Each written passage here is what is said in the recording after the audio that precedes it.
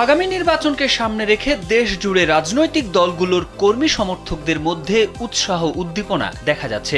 এরই মধ্যে নির্বাচনকে সামনে রেখে গণসংযোগও শুরু করেছে দলগুলোর সম্ভাব্য প্রার্থীরা। আওয়ামী লীগ সরকারের সময়ের বিতর্কিত নির্বাচনকে পেছনে ফেলে আগামী ফেব্রুয়ারিতে অন্তর্বর্তী সরকারের অধীনে অনুষ্ঠিত হতে যাচ্ছে ত্রয়োদশ জাতীয় সংসদ নির্বাচন। বাংলাদেশে চলমান গণতান্ত্রিক উত্তরণের প্রক্রিয়াকে সমর্থন জানিয়েছে ইউরোপীয় ইউনিয়ন ইইউ।